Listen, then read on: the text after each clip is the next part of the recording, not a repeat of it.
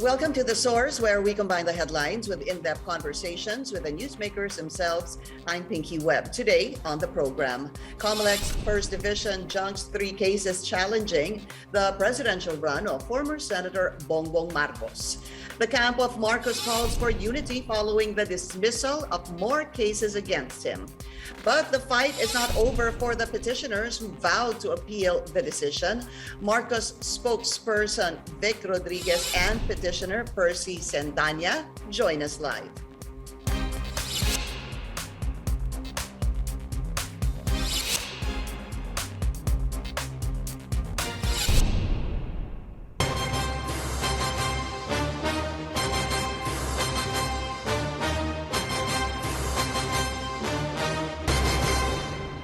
Commission on Elections First Division allows former Senator Bongbong Marcos to run for president. The division junked the 3 consolidated petitions seeking to disqualify him from the race because of his 1995 tax conviction. But the petitioners said they will exhaust all legal remedies and vowed to appeal the decision before the Comelec and bank. Let's go straight to the source of the story. First off, Bongbong Marcos' spokesperson, Attorney Vic Rodriguez. Attorney Vic, welcome back to The Source. Maraming salamat po sa inyong oras.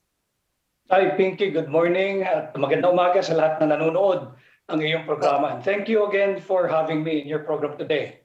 Always a pleasure, sir. So would you consider this a second win for BBM?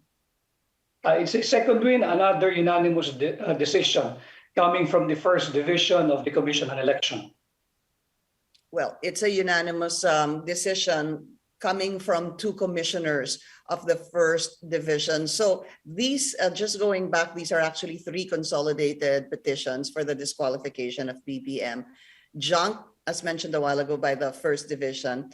Have you spoken to presidential candidate Bongbong Marcos? What is his reaction?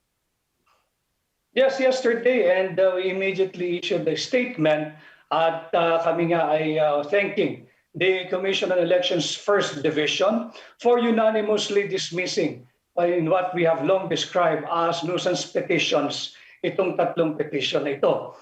But at the same time, we have extended once more our hands of unity, the BBM Sara Unity Team, hands of unity, sa lahat ng Pilipino na isang tabi na natin yung ganitong uri ng pamumulitika. Okay lang naman mangampanya tayo, kanya-kanyang kandidato. Subalit, let's increase the bandwidth on real issues. Let us elevate the level of discourse, and let's provide a platform to the people on what we have to offer, and let us present to them what we think are the solutions to the problems that beset our nation today.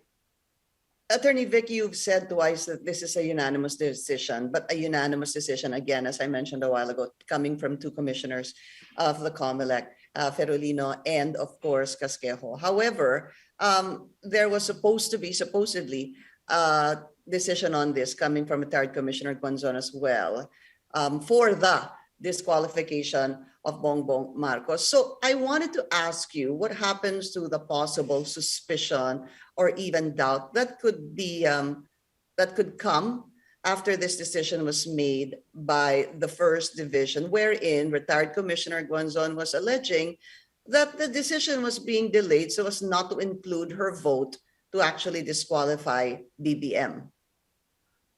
Yung allegation nila, Pinky, hindi kami sasali ron. It's an internal matter for the Commission to resolve. And I say unanimous because what we got is a 2-0 vote. Hindi ba unanimous ang tawag doon? And as to the opinion, na sinasabi mo, how will it affect the integrity of the decision? Those are just speculation once more. And the decision is there. It was promulgated yesterday, dismissing this consolidated nuisance petition. And again, in the decision, this is not my word, Pinky. It is in the decision. The court called on the petitioner's propensity to mislead the court just to fit their own narrative. So yan, nakita dyan sa decision na yan, sa kasong yan, na nagsinungaling na naman ang mga petitioners. Sabi po ni Commissioner Ferolino, the failure to file tax returns is not inherently wrong in the absence of a law punishing it. And then retired Commissioner Rowena Guanzon was saying that BBM was convicted in the RTC and also the Court of Appeals for not filing his ITR for 4 years. Could you help us understand these two varying statements na meron ho bang batas punishing this o wala ho bang batas punishing this non-filing of ITR? Merong batas, klaro ang batas, Pinky, pero ang batas ay yung hindi pagpa-file ng income tax return, penalty lamang ng fine at other surcharges ang kaukulang parusa dyan.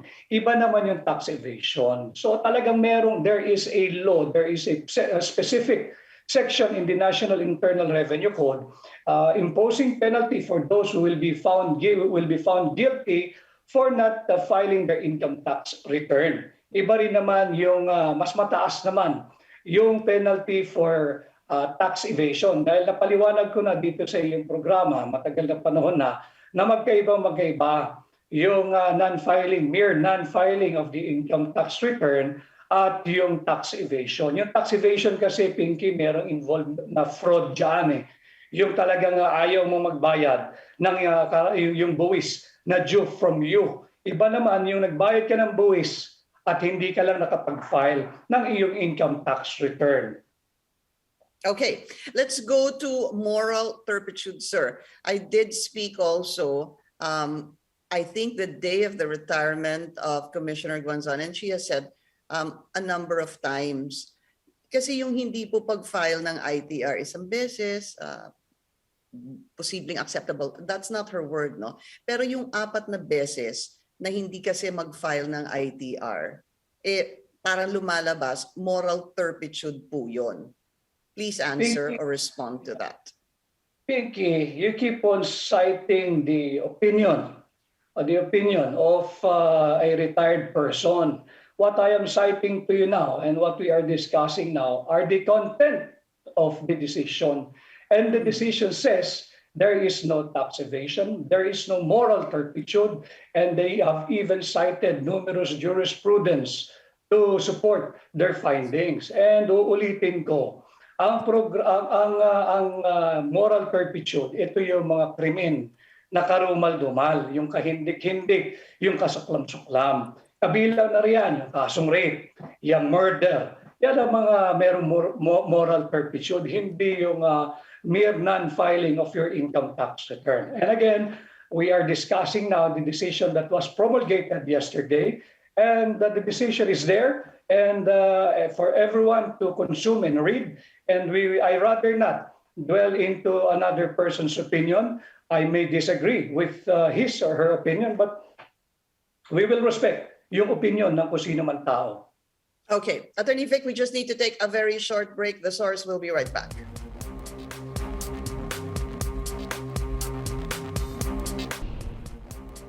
You're watching The Source on CNN Philippines. I'm Pinky Webb. Our guest today, spokesperson of presidential candidate Bongbong Marcos, Attorney Vic Rodriguez. Attorney Vic, I still wanted to ask you about supposedly a senator that was dipping his or her hand on this case. Are you at all concerned kung sino po ito at napag-usapan niyo ho ba?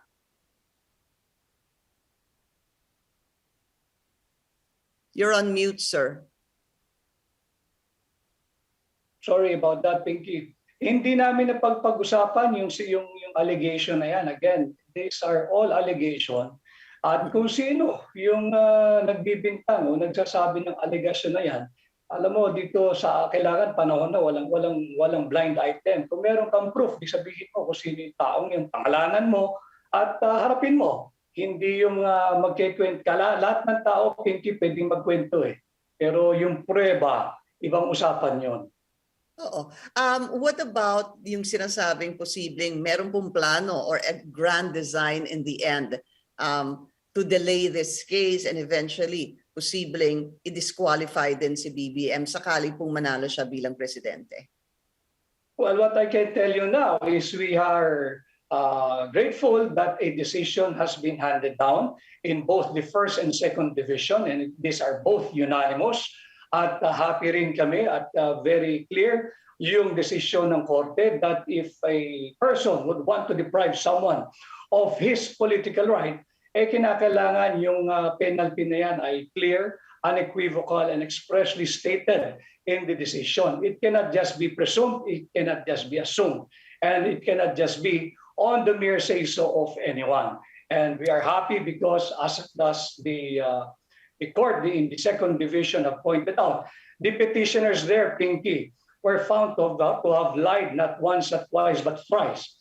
And in this decision of the first division, inulit na naman ng first division commissioners of the propensity of the petitioners to mislead the court just to suit their narrative. Inulit dyan na nagsinungaling na naman itong mga petitioners na sina Ilagan, ang Akbayan, ang si Ms. Eta Rosales, at itong si Mangelen. Okay. I want to just briefly go back, just to summarize kind of, please correct me if I'm wrong, the first decision on the cancellation of the certificate of candidacy. If I remember correctly, Attorney Vic, there were two items there really that were being discussed. I do recall there was an item number 11 and another item number in the certificate of candidacy that the BBM had filed. And to those 2 points, in summary, basically the second division was saying, just to summarize it, there was really no misrepresentation there in the certificate of candidacy. And then now we move to this disqualification case. However, it doesn't seem like although you may have won two cases already, sa first division and second division, I believe there's another one, also a disqualification case with the second division. Pinky, lahat ng kaso sa final ng iba't ibang petitioner sa Commission on Election ay pare-pareho lang ang kwento. Nagpalit-palit lang sila ng mga pangalan ng petitioners. Pero pag tiningnan mo with your full objectivity, makikita mo, malalaman mo, parehong-pareho yung linalaman ng kanilang narrative.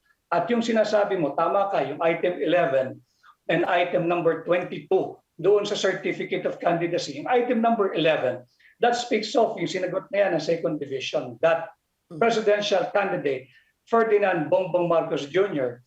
possesses all the qualification and none of the disqualification to run, campaign, and be elected for as president of the Republic. Yung item number 22 na binabanggit mo, doon pumapasok yung allegation din nila na di umano'y may material misrepresentation. False material misrepresentation na sinabi din ng second division na walang ginawang pagsisinungaling.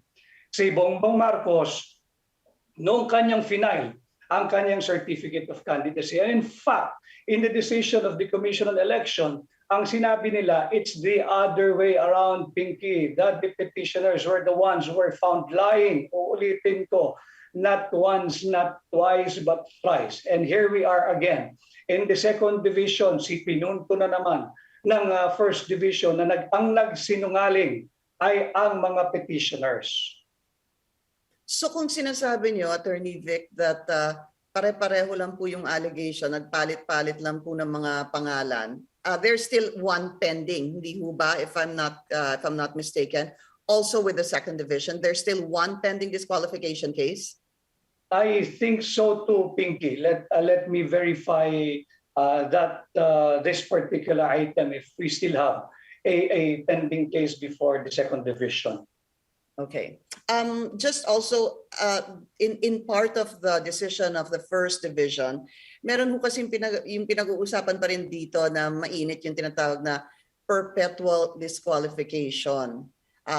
So in the first division's decision, it read this, and I'll quote it, to be clear, the penalty of perpetual disqualification came into force only upon the effectivity of Presidential Decree 1994 on January 1, 1986. Thus, the penalty, ito pong penalty na pinag-uusapan na perpetual disqualification cannot be made to apply to the respondents, which is Marcos, tax violations which were committed before the effectivity of the said law. Nangyari ho kasi bago yung naging effective yung law, yung 82, 83, 84, in accord with the constitutional prohibition against ex post facto laws.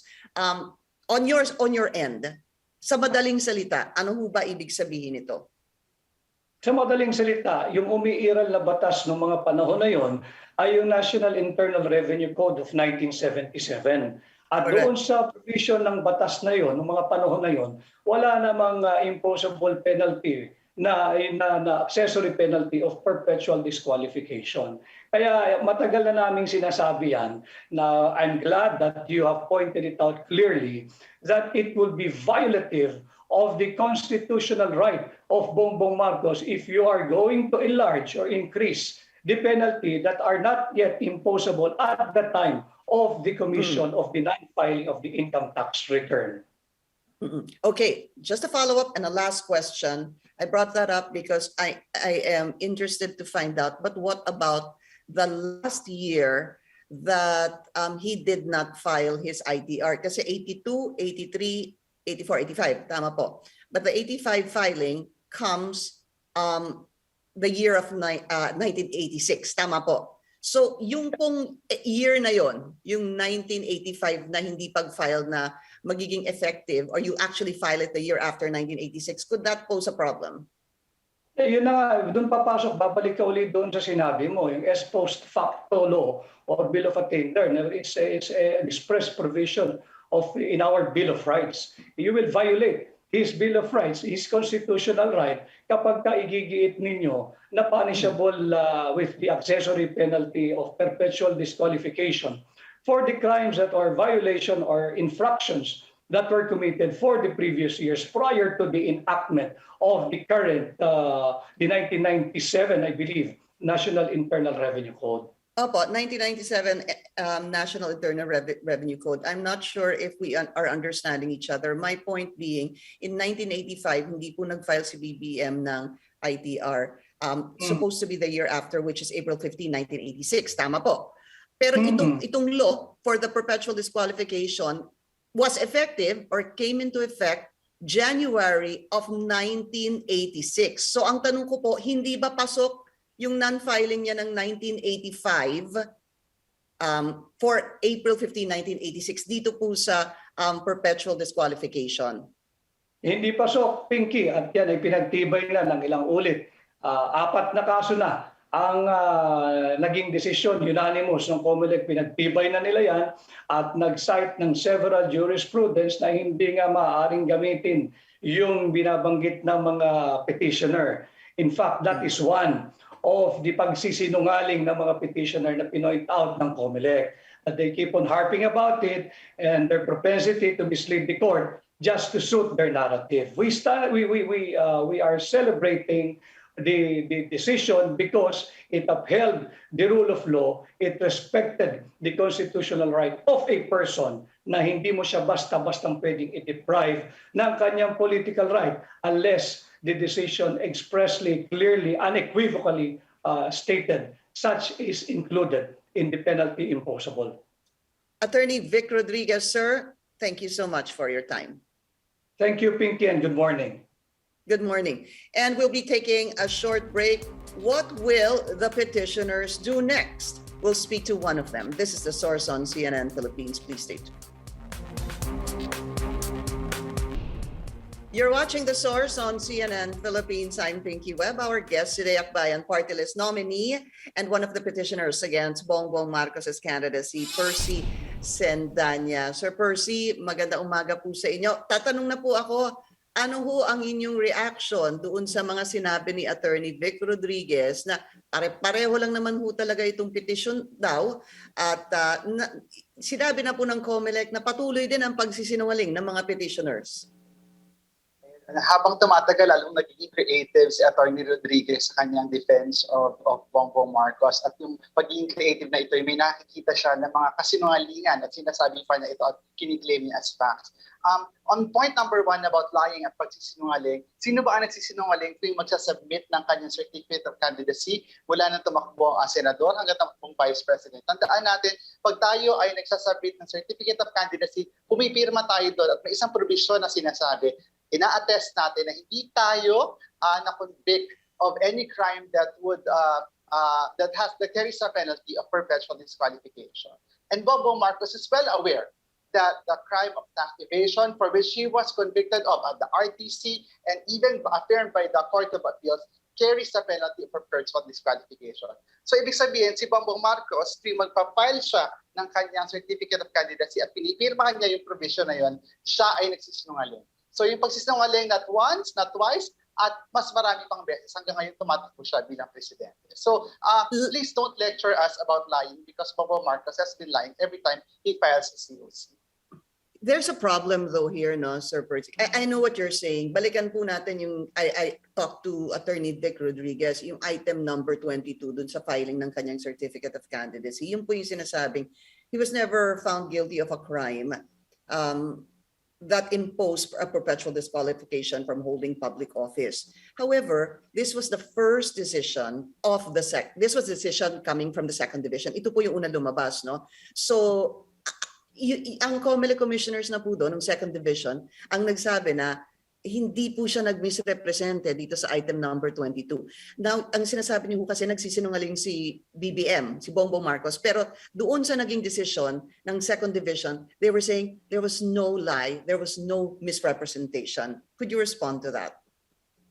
And as far as lying and misrepresentation, tandaan natin, sino ba yung nag-amend ng 1977 tax code through PD 1994, no? Ito yung tatay ni Bongbong Marcos, si Ferdinand Marcos, who is well aware that tax evasion carries the penalty of perpetual disqualification. So, dun pa lang talaga napakalinaw na. Tapos, tandaan natin itong failure to comply with our tax laws, hindi lang siya nangyari minsan, nangyari ito 4 na beses. So, that speaks of the kind of person Mr. Marcos is or the kind of leader that Mr. Marcos is. Remember, nung panahon na kinukumit niya itong krimen na to, he was governor of a province. So, public official siya noon. Kung nagagawa niya ito nung siya ay official, sa gobyerno, mas magagawa niya ito pag siya ay nasa pinakamataas sa posisyon ng ating bansa. So what is the plan now? Because dalawa na po yung natalong kaso sa Comelec, one with the second division and then this recent one yesterday with the first division. Ayan, dalawang bagay, Pinky. No? Una, we'll take it one step at a time. So we're going to appeal this sa Comelec and Bank. And then after nun, kung saan pa yung available venues na kinakalatin siya i-pursue, that's one. At yung pangalawa is to continue educating our citizens about this very important case. At tingin ko bahagi ng ating pagsasampa ng kaso sa Comelec at yung pag-appeal natin sa NBank, yung kasabay ng panawagan sa mamamayang Pilipino na pag-aralan natin ito nangyari ito. Sapagkat itong kasong ito, this speaks volumes about the character of a person seeking public office and someone that is unqualified and not qualified according to the law. So sa amin kasi sa dulo, sa acquiring party list, di ba, sa basketball man, sa beauty pageant, o kahit saang contest, dapat qualified ka para makasali. At yung magsisinungaling ka para sabihin mong qualified ka para makasali, napakadelikado nun. And kung pinalusot siya dati sa pagtakbo niya bilang senador at vice president, ngayon hindi siya dapat palusutin. We cannot allow this massive electoral swindle to happen kasi we're talking about the highest position in the land, that of the presidency. So kapag hindi kwalipikado, hindi dapat tumakbo. I want to go also to your reaction to that part of the decision, which I'd like to read again because I think this is very, very important. Kasi pinag-uusapan po dito para po to clear the air. Meron ho kasing original na National Internal Revenue Code in 1977. Ano po? Tapos eventually, may yung sinabi niyo po kanina, itong presidential decree, which came into effect in 1986. So I will read again the part I read kay Attorney Vic, no? the penalty of perpetual disqualification by reason of failure to file ITRs was not provided under the original 1977 National Internal Revenue Code. Hindi po siya kasama, supposed to be doon.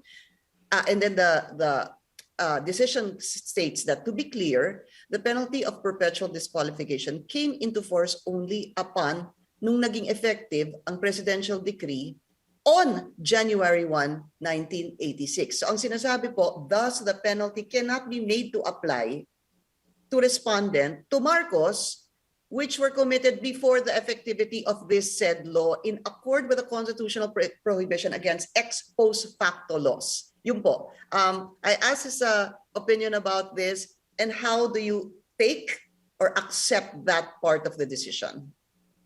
We're going to argue this part of the decision in our appeal to the NBank, and also connect it to the equally important basis of crimes involving moral turpitude. Magkadugtong kasi yung dalawang ito. Again, I'd like to reiterate yung totality of circumstances.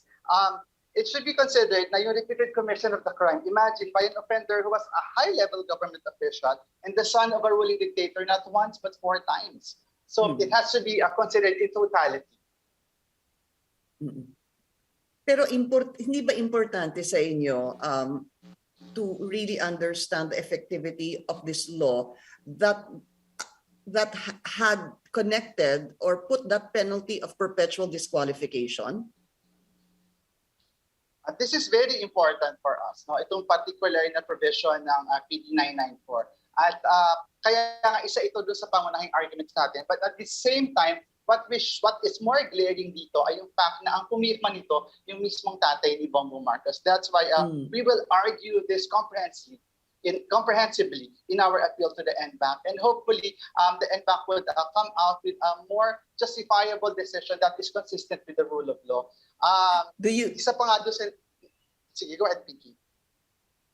Go ahead, sir. Go ahead.